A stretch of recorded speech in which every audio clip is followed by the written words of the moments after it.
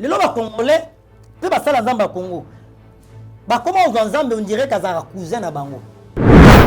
Bah pasteur pasteur Ngalasi, pasteur on a longola qui malédiction bénédiction pas nanga, oh même à Philadelphie. Au lieu que na place to banda ko bagenza to tiki fatia umela. Nzambe to tiki nanga ya. To bakanzambe que ta volonté soit faite. Ndenge Bible bi na Matthieu. Jésus dit voilà comment vous devez prier. Vu que bisous pe baza mingi attaché na côté à pouvoir, a ça la prière pour faire à sepelisa mokonzi ya mboka. Yango moni ke ba obima na média ba lati ba drapeau ba baloli na mabele ba bengi na ministre de justice otamusa muto abatu pamba ko lekala ba église ba sambela pona. Il faut tout la vérité pays à diviser. Quand on biso tona RDC avec Chassa, toi la gouvernement na biso. Goma na Bukavu vous êtes dirigé par ba M23. Donc c'est-à-dire tous la 10 pays. Le problème est zani. Ezate kenzamba oyo kate. Na kati siko makambo, il faut chercher maintenant la volonté de Dieu.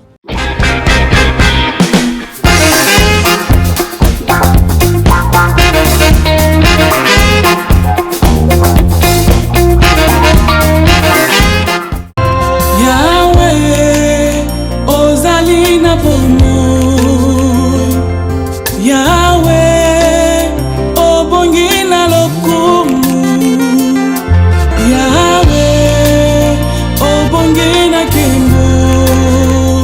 Yahweh, Yozali Zambi. Dans les soucis de vous informer, divertir et vous former, Nouvelle Tendance votre chaîne met à votre disposition des applications, radio et télévision. Comment installer? C'est simple. 1. Rendez-vous sur Play Store ou App Store. Tapez TVNT pour la télévision et RNTFM pour la radio. Pour répondre à vos préoccupations, contactez les bureaux. Merci pour votre acte de bienveillance. C'est compliqué, mais en fait, Abraham... Vous nous suivez sur Nouvelle Tendance Télévision, culture d'excellence au rendez-vous, mesdames et messieurs, bonjour, bonsoir, tout dépend de l'heure à laquelle vous nous suivez. C'est votre magazine Vérité et Réalité qui vous informe, qui vous forme en même temps. Vous avez un divertissement, bien que cela soit très modéré.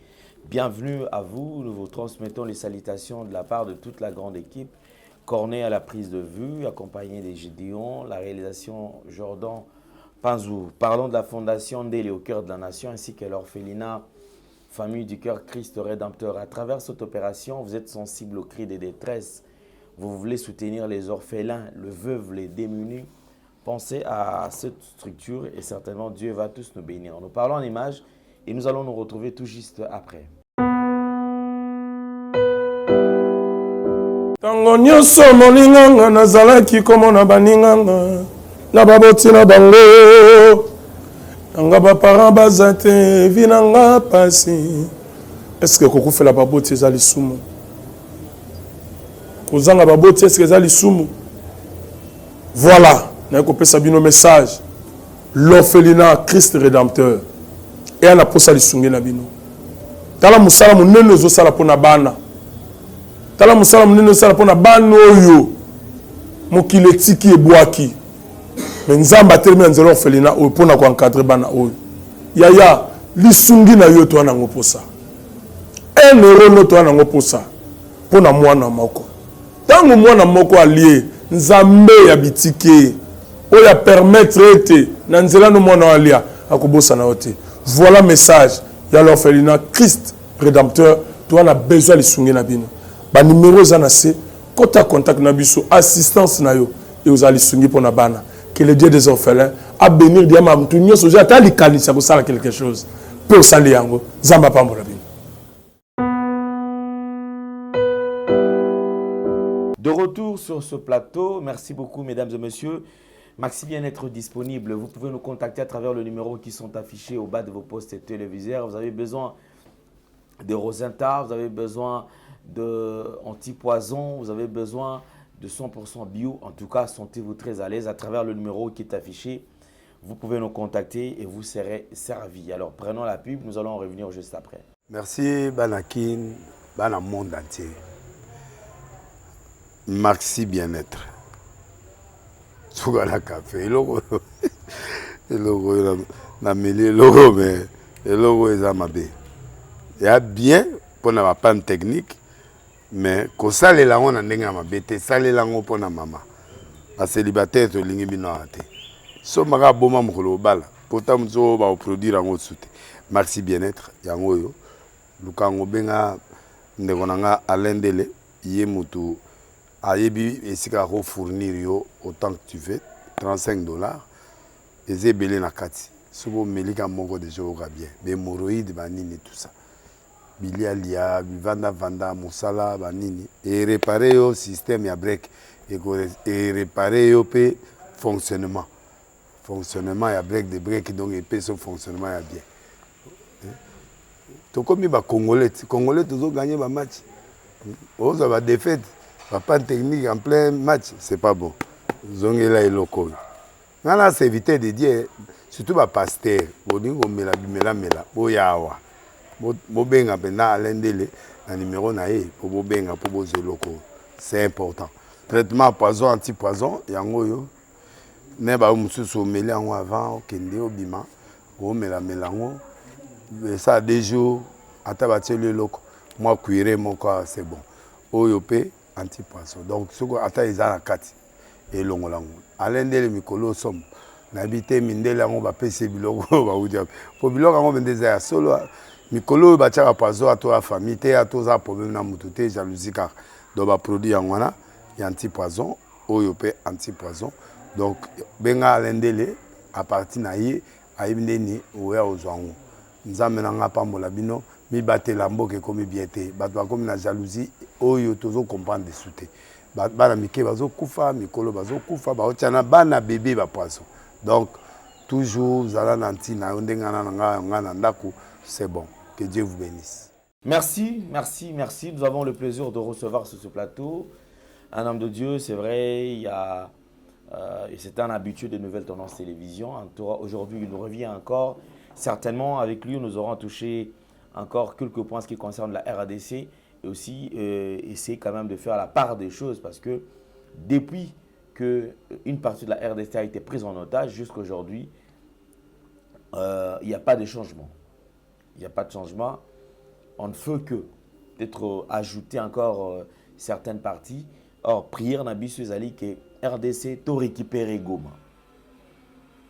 To récupérer Ishacha, to récupérer Bunagana, to récupérer Sud Kivu, to récupérer Bisika Nyon surtout Oyo. On a déjà abandaki Kokende. Il y a eu quand même affrontement et la ville, localité Nani Walikale était tombée, mais après, tu vois comment on a qui et nous avons récupéré le contrôle Yawalikale. Mais où en sommes-nous? Il y a eu plusieurs messages, il y a eu plusieurs activités organisées, il y a eu plusieurs prières organisées bien sûr par des éminents serviteurs de Dieu. Rassurons aussi aux enfants de Dieu, rassurons aux Congolais qu'effectivement, la RDC, cette partie de la RDC qui a été prise en otage sera récupérée le plus vite possible et ils ont annoncé la fin de la guerre. Mais jusque-là, on observe, on attend, on veut bien. Parce que le souci de tout Congolais, c'est que les Congolais t'ont récupéré. Ma belle, tout ce que Congolais, tu as un souci, t'ont récupéré mon cannabis, ici que ils allaient à Kokene.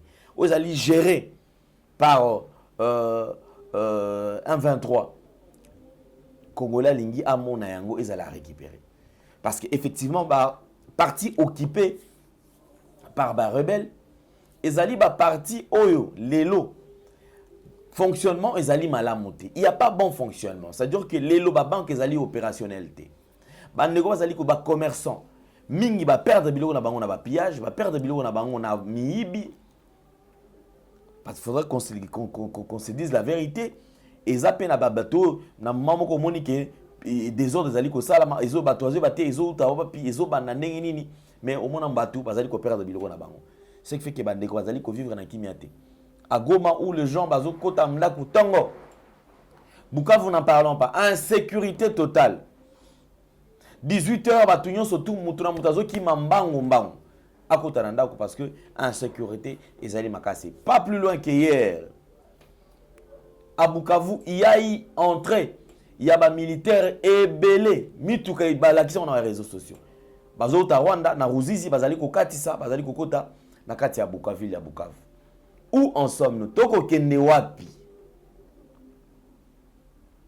La libération ou la récupération de cette partie, c'est pour quand? S'il faut attendre, les Congolais vont attendre pendant combien de temps? Parce que c'est ça qui est le cas Massap. Il y a le cas Massano. Les lotomoni qui va partir, on a Ezali prise en otage et Kangami. Et comme le cas Lissano, il y a Salama qui na Bunagana. Lorsque ma continue à Bunagana, Bazui contrôle la Bunagana, on s'est dit non, et que les Kanango, tu allez récupérer, tu allez récupérer. Bah garantir biso. Congolais fan n'est pas bon. Ti ba partir ce comme qu'on la récupérer, mais comme qu'on soit où est tombé. Je pense que nous devons réfléchir sur ça. Prophète Guélor est sur notre plateau. Naït Romekampe qu'on partage. Prophète Guélor, bonjour. Bonjour papa Alain Dele. Santé bonne d'abord. Oui, dans l'ensemble, tout va bien avec Jésus-Christ. Ok, merci, ça c'était un plaisir. Lorsque tout va bien avec Jésus-Christ, parce que Bissot doit être chrétien. Amen. Baba chrétien, nous croyons qu'à Jésus-Christ de Nazareth, to yebi, pe que foi na Bissot, naye, makamio soti kozala, malam. Amen. Je pense que tout à l'heure, on a soulevé pour un mot en ce qui concerne les serviteurs de Dieu. RDC, ça fait beaucoup de temps depuis que Tobi qui est parti aux Alliés qui pris en otage, parti aux Alliés au Kangama, parti. Mais quand c'est né, tout ça, tu as observé. C'est comme si tu as ça n'a qu'à vivre bon. Donc ça tu vivre dans biso banlamu, tu vivre dans ndenge na biso, tu as dépendre du gouvernement. Ah mais Bukavu, Goma, n'a pas parti mususu ba comme ko vivre le col on dirait et parti moko mise à part.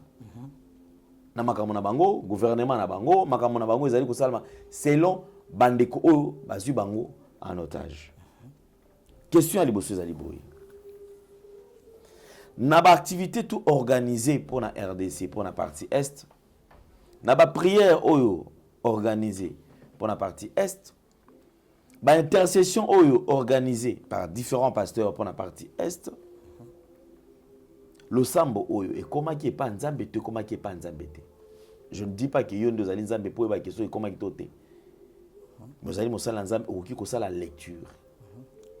Nini o ezali ko sala na ba prière, na ba activité, na nyonso to salami awa jusque là il y a pas de changement. OK, merci beaucoup papa Alain Dele pour na mutuna vraiment ya kitoko makasi.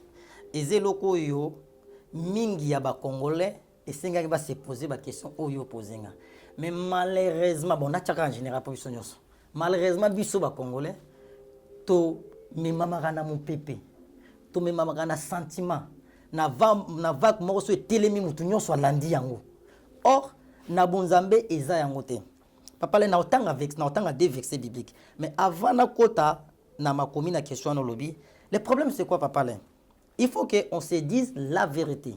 Mosala nzambe azalaka wana pona koloba vérité. Et la Bible dit la vérité sauve. Ce qui te lobi vérité na ba congolais na bato ba o diriger biso. Nde to ko luka to zwa délivrance ya mboka o. Le problème c'est quoi? Na minute oyo Unanganda ekenda 2 ans à cela 2 ans ou 3 ans passé. Tolobelango c'est-à-dire to tikela et comment ya bango. Parce que même na média même ba konza biso beta solo ya vulangana te. Na minute ko beta maka walikali. Walikali zana pezana ma territoire ya mukie. Mais ville ya Goma na Bukavu depuis ekenda. Solution ezozo mate. C'est-à-dire qu'on a minute oyo. Toi na 2 camps. Ba congolais ba na 2 camps. Il faut tout la vérité. C'est-à-dire il y a d'autres congolais baza pour président Fati en place qui a continué mandat ati kalawana bato ba soutenir ye baza pour ye bazali na côté mususu bato pe baza pour ba rebelle pe nanga bazali ope ba oloba ke nanga komaka Kinshasa parce que tout la nom même dans les réseaux sociaux même ya bato sou baza pour nanga aya koma Congo pour aya ko délivrer Congo donc c'est-à-dire misupe baza pour nanga o nanga na M23 ba obomisa ba congolais misupe ba pour président Fati ba dit que banda pa koti sali mandat na 7 ans il y a rien qui change banda pa koti ba rebelle ba oboma ba congolais réaction moko zo salama ezate bunanga da bande kenda 2 ans et demi 3 ans et logo salama te le logo ma ngwane kei Bukavu kei pour le l'autre il faut tout la vérité pays à diviser Koto biso to na RDC na Kinshasa, toi na gouvernement na biso. Goma na Bukavu eza dirigé par ba Rwandais ba M23. Donc c'est-à-dire tous la 10 pays. Ba misu pe baza pour nanga, misu baza pour contre nanga. Misu baza pour pouvoir en place, misu baza contre pouvoir à place. Ils ont un pays moko. Mais ils ont un pays moko. Oui. Mais comme des partis. Des partis, oui, voilà. Pour le moment, on a été sur les affaires le kuta. Na Hollanda, ba M23 na nanga, ba auto fongola ba banque moko na Goma, ba keso fongola ngo na Bukavu. Na compte na bango. Donc c'est-à-dire, bango ba diriger kuna. Siko biso na Kinshasa koto to vandi, ba konzi. Pour jusque la solution zo maté. Ba ke makambo ya ngole simbité, ba keso na Chine soki na wapi simbité, ba négociation et simbité. Le gouvernement va penser le gouvernement union nationale. Le problème c'est quoi? Question le baki tozo sambila. Basala nzambe. Tout en général pour to benga baba ndeba to benga. Basala nzambe belé oya minene bino benga. Basali ba prière. Ba msu ba lali na mabele, na ba poto ba zui ba drapeau. Ba message pesami par-ci par-là. Nanga okufa dimanche. Guerre ici le 23. Makambo ezo la mboko ezo zonga. Mais malgré ba message, rien ne change. Quand on a message ezo bimake to récupérer mboka, mais kuna bango ba ozo ba localité mususu. Quand on ba ba kendanga zo kufa, mais nanga oleka na média lobi ke biso to ya Kinshasa to la pouvoir en place. C'est-à-dire contradictoire ezali. Le problème est zanine. Ezate ke nzamba oyo kate. Na kati siko makambo o, il faut chercher maintenant la volonté de Dieu. Mais bakoluka volonté de Dieu ndengenini parce que et c'est ngeli ko parce que s'il faut chercher la volonté de Dieu, bakoluka volonté de Dieu on ndengenini parce que batu déjà bazo sambela. Effectivement tout le monde va prier nezo sala. Mais c'est que ma prière est adressée pas à Nzambe. Mais bakoluka sous volonté à Nzambe ndengenini. Yoka siko elon na lobike bakoluka volonté à Nzambe, batu ba sambela, mais ba sambela mabe. Natanga avec ces bibliques après tout. Avant autant d'abord. Bato bazo sambela mais ba sambela mabe. Oui. Qu'est-ce que prouve qu'il va sambela mabe? OK. Et ça batu mususu. Na opeso ka exemple. Na kotanga ba kombo. Il n'y a pas de problème tout. Na pese exemple. Pasteur Mukuna. Asalaki prière. Tanda loboko likolo ya Congo démocratique. Bato bazo pesa Rwanda makasi bazali. Kolo bamona makasi na yo. Aux éternels des armées. Mboka ya Rwanda bambule beta ba erosion salama ya makasi. Mboka ya Rwanda papa ba tremblement de terre salama. Banda ko kweya. Mboka ya Rwanda tinda ba epidemie. Bakufa pulupulu. Banzoi babi melaka bango. Na samalo bimsaki ba nyama ya zamba bazoli ya ba. Donc c'est-à-dire ça les prières, il y a malédiction pour na ba Rwandais, n'est-ce pas? Et ça dans les réseaux sociaux. Est-ce que c'était prière à bon Nzamba koyo kango? Est-ce que Nzambe souene ezaki aboma ba Rwandais? Oh, soto zongi na kibomoto. Biso ba Congolais, toi on a problème na peuple rwandais té. Toi on a problème na Kagame na ba M23. Yoka si makam nyoso ba Kagame na ba M23 ba osala ba Rwandais nyoso baza pour Kagame. Non. Il c'est là ba osepela na ngote. Dédé. Yoka ni c'est parce que l'autre ba vérité. Nous on prie. Les loba Congolais peut ba sala Nzamba Congo. Ba comment aux Nzamba on dirait kazara cousin na bango. On dirait Nzamba zaka pour na peuple congolais pour na peuple msoute non. Ils a bon côté. Ba Rwandais peut ba zape na Nzambe. On peut ba sambela Nzamba yoka bango. Or Bible lobini par rapport même à prière pasteur Mukuna salaki. Bible dit ne maudissez pas mais bénissez. Bénissez ce qui vous maudit. Donc c'est-à-dire biso ta eta ke ba na Nzambe. E ba to ba osala biso mabe, biso to bénir bango. Mais bénédiction na lokola Nzamba za juste et fidèle. A otala siko za pengana papa Alain. Ngana osala papa Alain mabe. Papa la ozonga ke panzambe Nzambe na pamboli prophète Gelo. Nzamba to me. Mais Gelo osala mabe. Mais Allah za na poso ozonga sila mabe. Te lokola Nzamba a juste. Nzambe esko okata justice entre nga na yo. Ezali kambo eza na Congo. Ezate gende ba pasteur mukuna basaki prière. Lelo tozonga soto ke na normalité. Asala prière mbule beta na Rwanda e boma bato. Lelo zongi pa na biso na Congo. Nga depuis que je suis né, je sais pas, né grandi ici au Congo. Na mona na mbula ya boete o eboma bato na niveau o ebomi autour. Inondation esalami tongana na mona ngote. Oui mais ça na Congo ka te, ça catastrophe naturelle. Bah, inondation ça m'a par-ci par-là. Est-ce que tu penses que inondation est la liée na malédiction tona kanda Nzambe? Mais ça peut aussi arriver.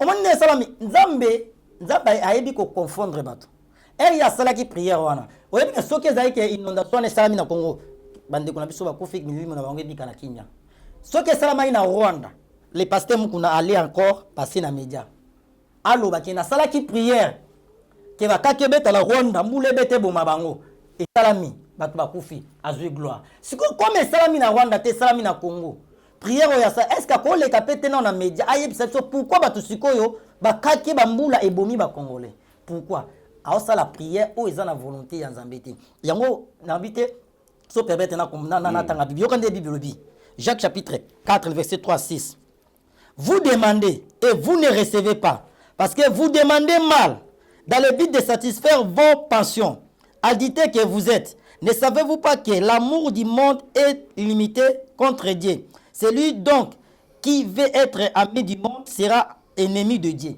Au moment où la prière rebelle papa le to sanamboko. Montaleki a joué drapeau. A sali prière na drapeau. Guerre ici là, ça n'a rien à voir dans la Bible bini. Bozo senga, bozo zoate, po bozo senga mabe. Yozo senga la ennemi akufa.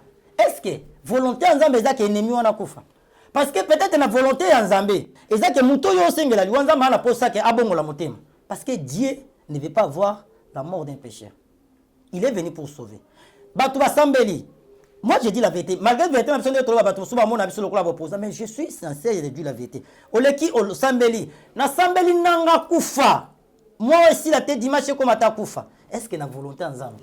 Nzambe lingi ke nanga kufa siko. Point d'interrogation. Est-ce que na volonté Nzambe? Et sengi ke batu. Oyo ba oya kuna ba koma goma te.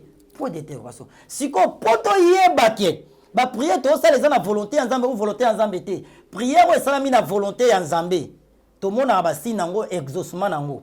Na pese exemple na Bible na Exode chapitre 3.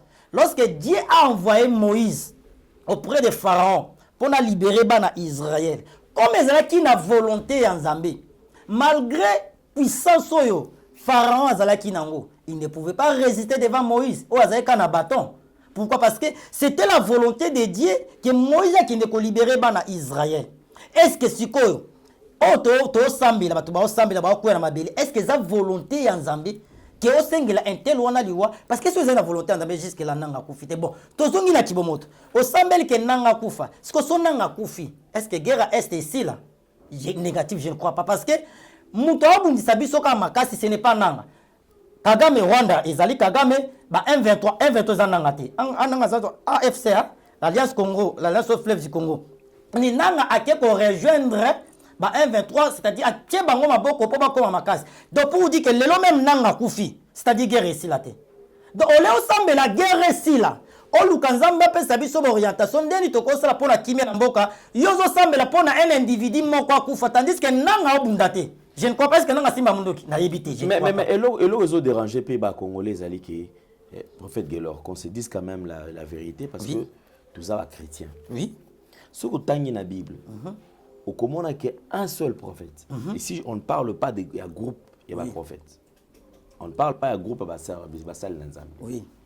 Mon sal Nzambe moko à mettre fin à fléau mon bimbezo frapper nation mobile. Mon sal Nzambe moko par sa prière Nzambe a exaucé. Mon sal Nzambe par sa prière mutu moko ici je parle seulement à mutu moko. Oui. Arrêter l'hémorragie moko ezali ko déranger milliers de personnes. Mais au Congo, nous avons des serviteurs de Dieu, marmaille d'ailleurs. Non, mais maman to éviter. Pour l'église, ils tellement ébélé. Et moi surtout, ngai naza serviteur de Dieu. Moi j'ai un Dieu véritable. Je suis vrai. Qu'est-ce qui fait que malgré ça l'ensemble bébélé surtout dans le Congo? Mais la situation du Congo, parce que Congo, le Congolais, Congo, ils Israël d'Afrique. Et Congo, il y a des alimbo kanelaka. Congo nembo konzamba pona. Congo il y a beaucoup de qualifications à Congo, Tondimi. Mais qu'est-ce qui fait que serviteur de Dieu à Congo à la puissance azo kokate kosola nanzambe pour arrêter mselo ko moko ezali ko nyokola tout un peuple. OK, merci papa Alain na répondre na tanga maman vexé après na répondre à la question na yo. Matthieu chapitre 6 le verset 9 à 10. Mais si on a 5 pour la meilleure compréhension. Mais comme lecture Zamboulaï, nous avons dans Matthieu chapitre 6, les versets 9 à 10. Voici donc comment vous devez prier. Notre Père qui est aux cieux, que ton nom soit sanctifié, que ton règne vienne, que ta volonté soit faite sur la terre comme au ciel. C'est là où il y a un problème. Mutumoko assemblé la Bible, makambo chanza. Mais na Congo lelo, bato belé ba osambela ba sanza ba zape belé. Pourquoi bazokoka kosilisa makambo oyote? Le problème numéro 1, ezana nous basali ya nzambe wana oyo ba osambele belé ba luka volonté ya nzambe te na kati ya likambo oyo. Vu que misusu pe baza mingi attaché na côté ya pouvoir, a la prière pour faire a sepelisa mokonzi ya mboka. Abattre la côté na ye. Merci nzamba pambolo papa le. Po yebi côté wana azorama kanyaka. Côté on a zokamwa mbongo. Yango monike ba obima na media ba lati ba drapeau ba baloli na mabele ba bengi na ministre de justice côté musa muto abatu pamba ko leka na église ba sambela pona soso zomate. Ba sambela la volonté en Zambie te. Muto so zana lo ke peut-être Nzambe na pese Nzambe na tiki fati aumela alongwa na pouvoir te. Côté muso lo Nzambe na tiki nanga aumela siko nani asana frère. Volonté en Nzambe zana nani entre bango balé. Oh, il fonde siko biso ba sali ya Nzambe. Ole ke na place to banda ko ba nzambe to tiki fatia umela nzambe to tiki nangaya to ba nzambe que ta volonté soit faite ndenge bible obi na Matthieu Jésus dit voilà comment vous devez prier que ta volonté soit faite sur la terre comme au ciel. Au moment où tu balende guerre ezabo na minito papa le il y a la volonté de Dieu na kati makambo o ezala côté afati kano na esala donc c'est-à-dire pour le Congo papa le il faut que la volonté de Dieu soit faite. Il y a un moment même Jésus qui était Dieu. Era yé ayebe ke sengaka kufa era matina montagne la transfiguration amoni siko image ya liwa ndenge zoya abi père si c'est possible longola coupe oyo na liboso na c'est-à-dire liwa mais lorsque le Saint-Esprit aya koti katina dit non toutefois non pas ma volonté mais que ta volonté soit faite. Donc c'est ça le Congo, il faut tout le volonté en Zambie. Est-ce que volonté en Zambie est fatia ou mela point d'interrogation. Volonté en Zambie est nangaya point d'interrogation. Volonté parce que le bato ba kufa. Vous croyez que Zambie a monté ba amandé ba kufa. Donc ozanga ko luka volonté en Zambie et ko sala que Congo est traîné dans situation difficile. Ah, là c'est la volonté de Dieu. Et de Dieu, quand les gens prient que boy na kati ya mboka, il y a les interdictions. Au gouvernement oyo bakonzi bakotisi la biso na mboka. Comment Dieu peut exaucer prière ya mboka oyo ya batu oyo bakotisi les interdictions. Aussi longtemps il y a les interdictions na kati ya mboka, il y aura pas l'exaucement de la prière. Ata bengi biso ba interdit za nini d'abord selon yo parce que tant on ba que non ba ça na nzambe bakotisa oyo za ki interdit bango bakotisa ngo na kati ya mboka ba interdit za nini par exemple parce que tout le baka te pona ko accuser batu mais to meka to qui est sur le fait. Quelques interdictions. Lorsque le président a eu pouvoir, alors il pouvoir aux Nzambe, n'est-ce pas? Il faut que mboka bazongi sango na maboko ya Nzambe. Ndia salaki. Yango yende salaki. Mais or bibliquement parlant, ezalaki musala o ya kokai kusala te. Eza musala o eza banganga Nzambe. Ya ba sacrificateur. Les anciens o bazana Nzambe. Ndesenga ki bazwa mboka. Babonzango epa ya Nzambe parce que président ko kabamboka na maboko ya Nzambe tezane ti roi na Bible parce que ce sont les prophètes ne ba établissaka ba roi. Donc c'est-à-dire eza musala ba sacrificateur un roi akoko ko zomboka akabango na eza musala ba sacrificateur et eza le boso ba sala kere le dédé le président en place ayebi parce que ça congolais avaya parce que pouvoir même ya Kabila Kagame banda da obunta Congo le loté là ils a vérité. Ayebeke Kagame abunsa Congo. Mais à président na biso en place, à l'écran na média, à lobby que Kagame n'est pas notre ennemi. Il est notre frère. N'est-ce pas? À présenter biso Kagame le col frère. Le col a une décollabiso le col ennemi. Mais tandis qu'aujourd'hui, c'est Kagame azana sima, il y a l'Iwa ba congolais. Ce sont les interdictions, c'est-à-dire deuxièmement, bolobi ke mboka, bokabiangwe pa Nzambe. Numéro 1. Bato ba okamba mboka, ce sont les occultistes. Batiki les vrais dieux, batiki ko luka banzambe ya mabe. Sikoyo. Il faut banda ko nettoyer babiloko wana. Et bango mono banda ko se repentir parce que Dieu n'exauce pas les pécheurs.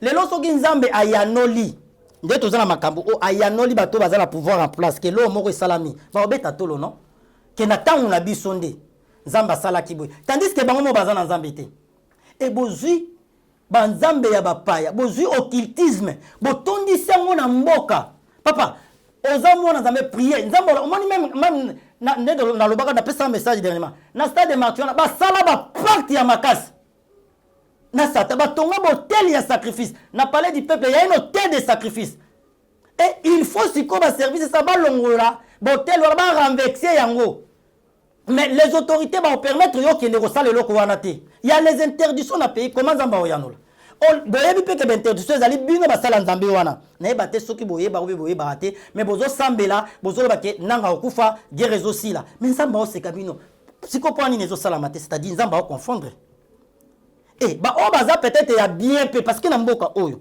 basala nzambe ya bien bazali oyo bakoki mpe koconfie bango baresponsabilité mosusu mpona baservice parce que eza babilo mosusu mpona kosala yango il faut autorisation ya mboka napesi exemple papa loko olonga boye te ndenge oza boye ata oza chrétien obike na ye na parle na babenga ni parler du peuple na okota mpona asala priere na kati ya sale oyo bakotisa yo te donc il faut sikoza autorisation ya bakonzi bapermettre okota osala priere mais baautorize yo te sikoyo nzambe oyoka priere ndeni lelo tozobaluka mboka ezokende sikoyo koto na Congo ka bilobaloba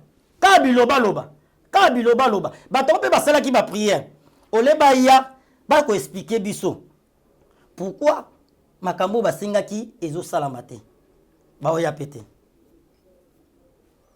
Ok, merci beaucoup. Alors, une question qui peut permettre à Bisso quand même de proposer ma piste des solutions. Amen. Parce que il ne faudra pas tout tika la cara na koloba. Effectivement, que tu allez koloba parce que tu allez comment il y a vraiment de quoi il y a aussi à dire. Oui. Étant congolais, au zapi na sens bon sens il y a patriotisme. Ils allaient aussi quand même s'impliquer dans mambetali mboka nae. Il y a eu des erreurs. Il y a eu tout ce qu'on peut évoquer à Totoloba. Mais je pense que souci nabiso majeur ils qui est congolais azonga la kimia naïe. Basé parti occupé ils allaient récupérer. Alors qu'est-ce que les Congolais doivent faire pour mettre fin na prise en otage oyo tous allez vivre biso surtout. Ok, merci beaucoup papa Ale, c'est une bonne question. Et là li bosso oyo biso ba Congolais tout en général to koki ko sala nous devons tous temps ya ko réfléchir, c'est la réflexion. La réflexion. Hein? Donc c'est-à-dire tous temps ko réfléchir. Pourquoi mboke ekindeboui? Pourquoi to sambela mambo changer te? Et deuxièmement, il faut tous avoir conscience. La prise de conscience est la clé de la délivrance. Il faut tous avoir conscience na makambo tozo mona na mboka. C'est-à-dire, na kati ya réflexion. Une bonne réflexion, nous devons réfléchir bien à un sentiment, à un parti prité. Donc c'est-à-dire que juste que tu vas réfléchir bon. Kuna nanga na ba 123 bazui goma na Bukavu. Koto Kishasa to vandi boye kuna pe ba milice ya ba milice so ya ba mombodo bazoboma.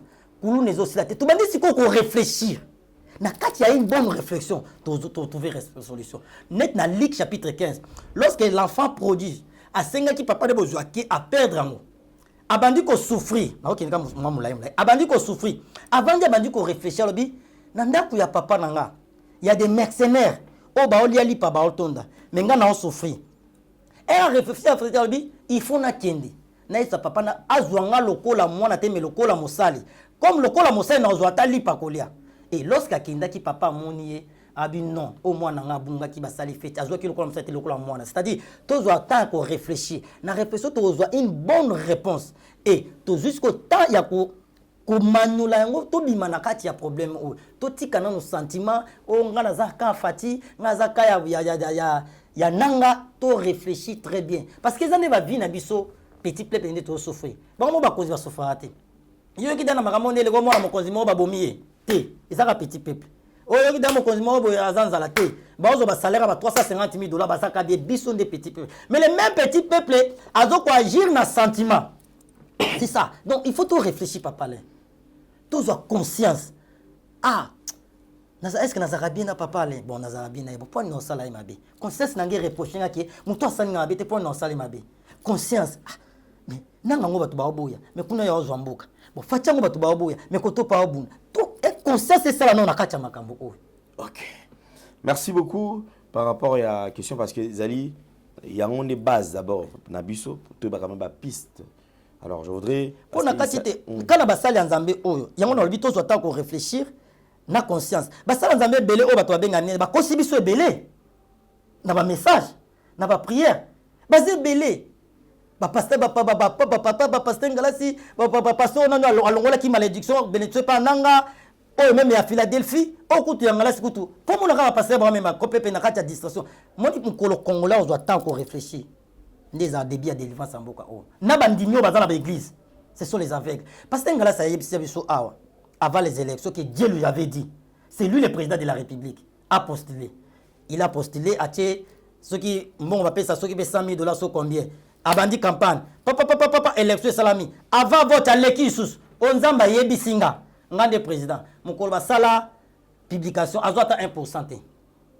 On n'est pas les cas, il y a ce qu'on peut peut-être un zamba chanzaki atiki. Ba otika ba pepe, na katia. Suspense. Même pas chrétien, pas congolais, on le va comprendre que bateau ba oko sabiso, bazaka ba aveugle. Papa bateau ba obo mamboko c'est sur les hommes de Dieu bateau numéro 1.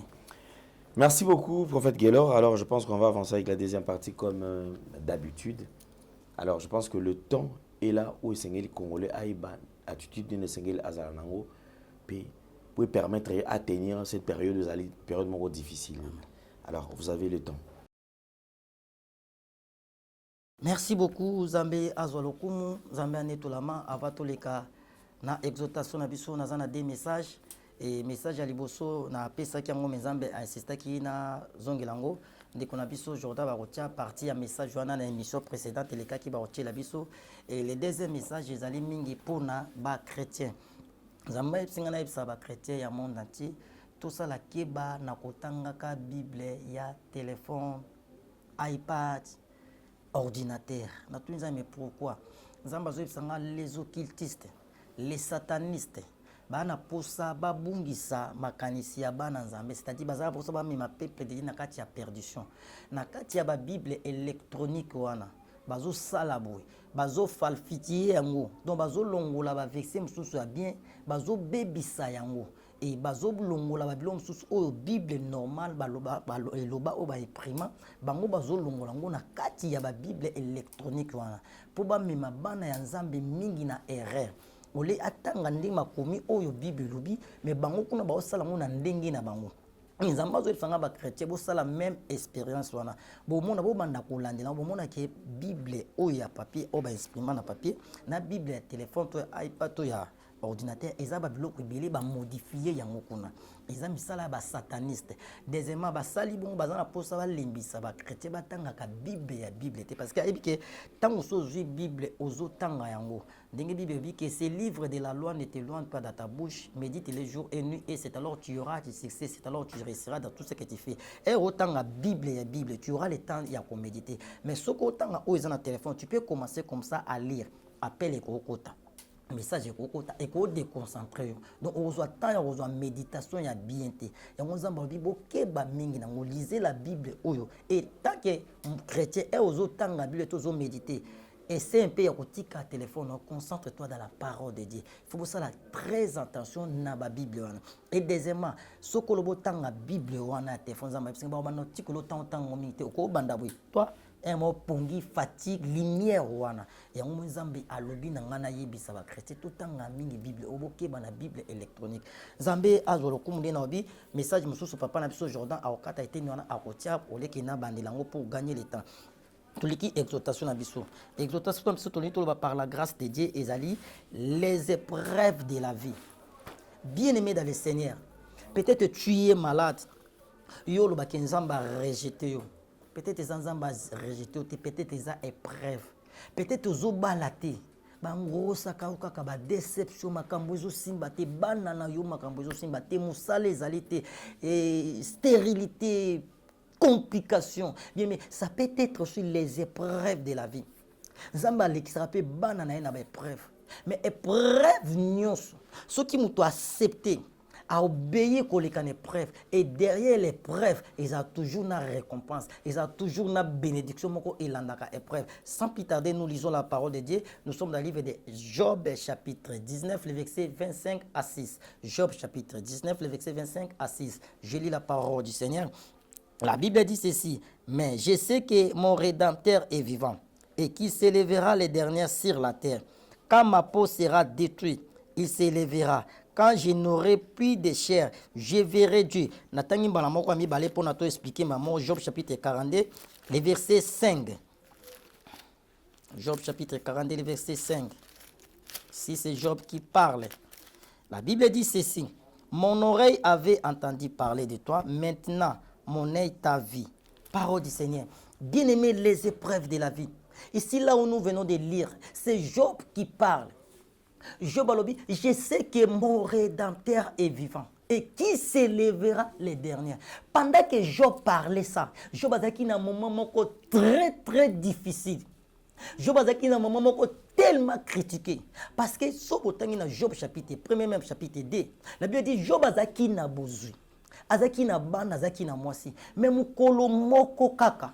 Job avait tout perdu. Bana na nyoso bakufa.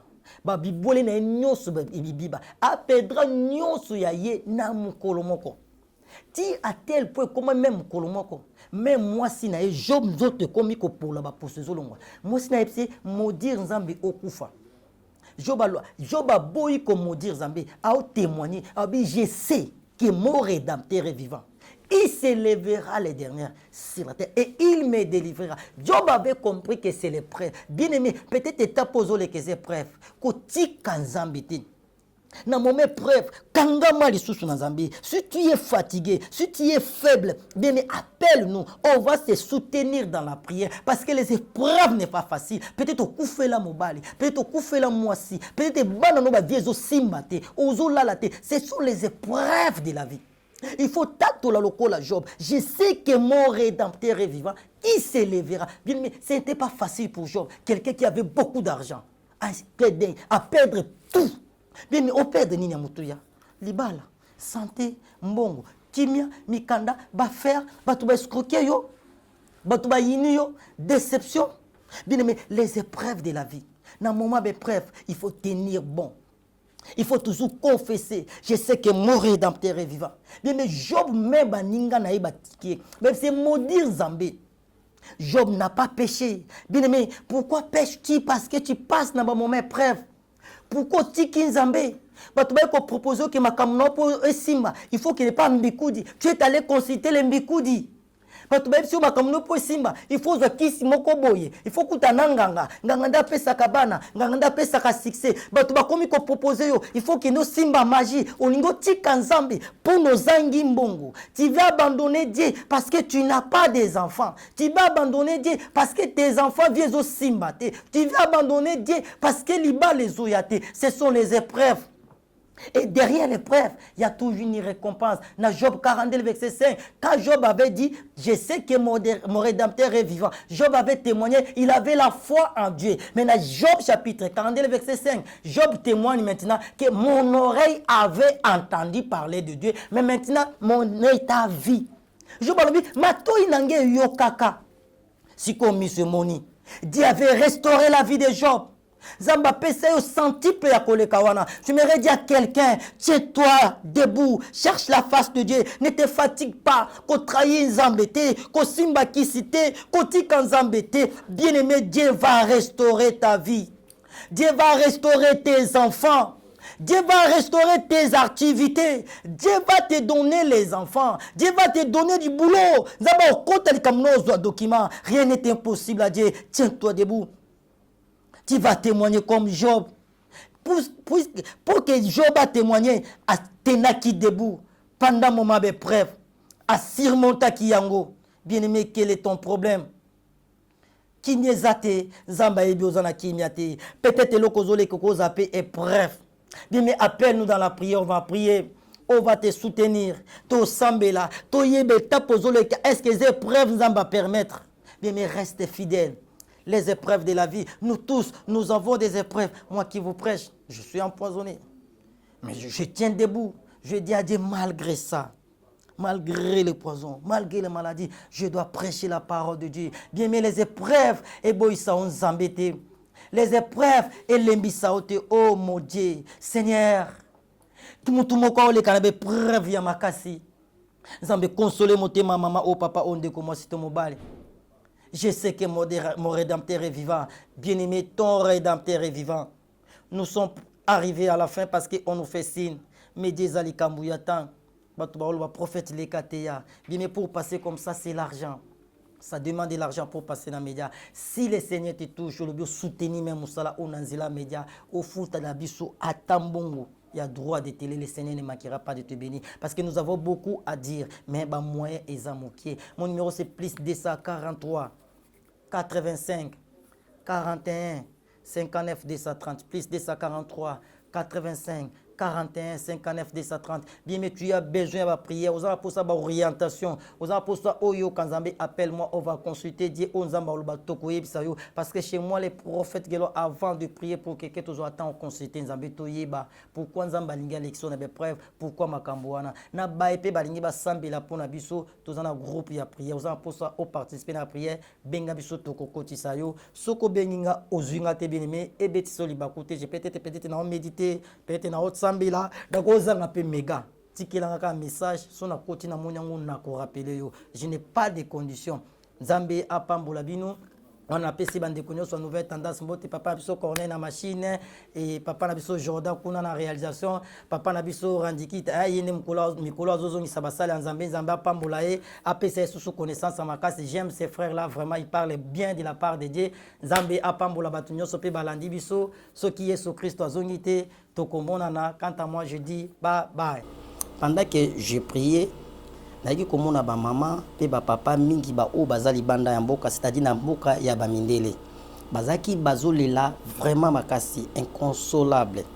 Je demande à Dieu pourquoi na moni ba maman pe ba papa bazolela makasi boy ndi nzamba zo yebisa ngai bazolela pona bana na bango batu nzambi bana na bango comment.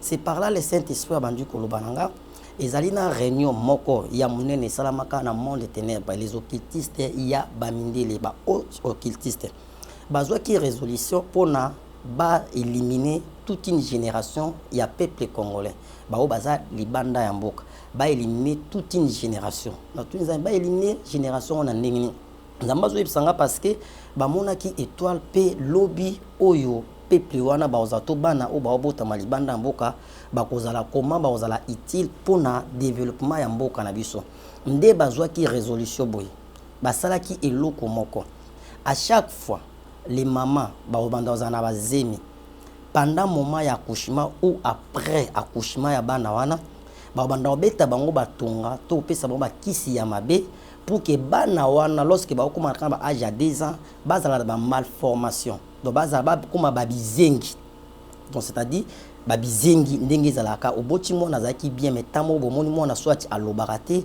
soit azana maelete soit azaki zengi ezali première résolution au bazwaki pona ba éliminer toute une génération et de 0 à 25 ans.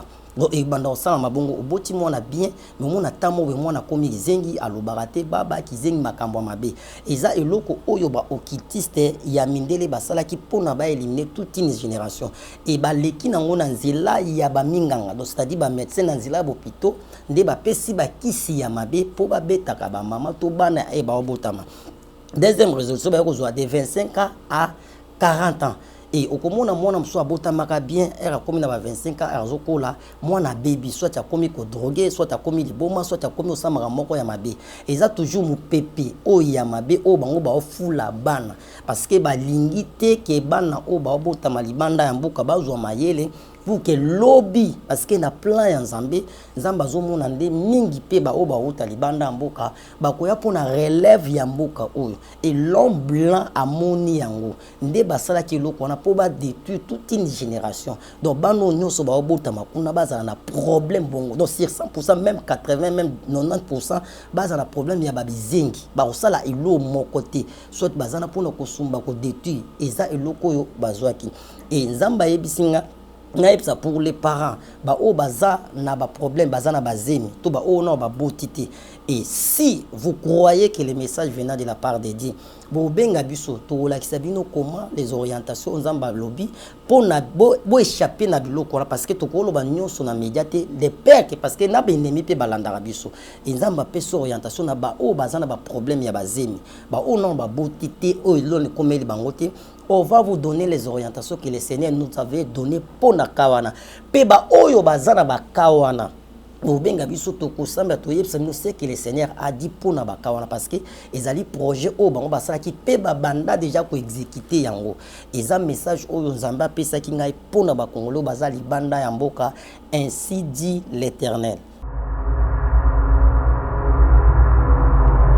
Caribou Beach, événement du siècle, restaurant du siècle, Nassé à Maï, en bord du fleuve. Kobanga te okoya na maïté. Kuna tolia cadre na biso asika. Ngamu na sa prière d'ouverture. Toko zalawana, moi sika liboke, otala mama, Maï, otala mama, ndakala ndenge zo sauter, olia, kimia ezakuna. Donc ba surprise et belle, la ouverture les salima samedi à partir de 10h, bo zalawana. Zala week-end, tenir un week-end, zala à l'aise. Toko zalawana. Et à l'endele, félicitations, merci. Na initiative à boyer parce que biso to za boyer to ba souffrance ya opona bisika. Faut to kota bisiko to yebike olé ou regretter te o sa makamuna. Nzamba pa mola bino to kutana samedi oyo to za lelo oyo samedi oyo et bozanga te 10h déjà bozo place ngam na sa prière après na olia langa nzanda ya kotumba ngana olia nzanda liboki. Zambé Azalokumu. Bonne fête pour ceux qui viendront parce que nous allons passer des moments agréables, pétage. Dans les soucis de vous informer, divertir et vous former, Nouvelle Tendance, votre chaîne, met à votre disposition des applications, radio et télévision. Comment installer? C'est simple. 1. Rendez-vous sur Play Store ou App Store. Tapez TVNT pour la télévision et RNTFM pour la radio. Pour répondre à vos préoccupations, contactez les bureaux. Merci pour votre acte de bienveillance. C'est compliqué, mais en fait, Abraham... Tango nyonso moninganga nazalaki komona baninganga na baboti na bango nanga baparent baza te vinanga pasi. Est-ce que kokufela baboti ezali sumu? Kozanga baboti est-ce que ezali sumu? Voilà, na kopesa bino message. L'orphelinat Christ rédempteur. Et ana posa lisungi na bino. Tala musala munene zo sala pona bana. Tala musala munene sala pona bana oyo. Mokile tiki ebwaki. Mais nzamba termine nzelo orphelinat oyo pona ko encadrer bana oyo. Yaya lisungi na yo to ana ngoposa. 1 euro no to ana ngoposa. Pona mwana moko. Tango mwana moko allié nzambe ya bitike oya permettre ete na nzela no mwana alia akobosa na ote. Voilà message ya l'orphelinat Christ rédempteur. Tu as besoin de sungi na bino. Ba numéro za na se kota contact na biso assistance na yo et aux ali sungi pona bana. Que le Dieu des orphelins a bénir diama mtu nyoso ja ta likanisa ko sala quelque chose. Pe osali yango zamba pambola.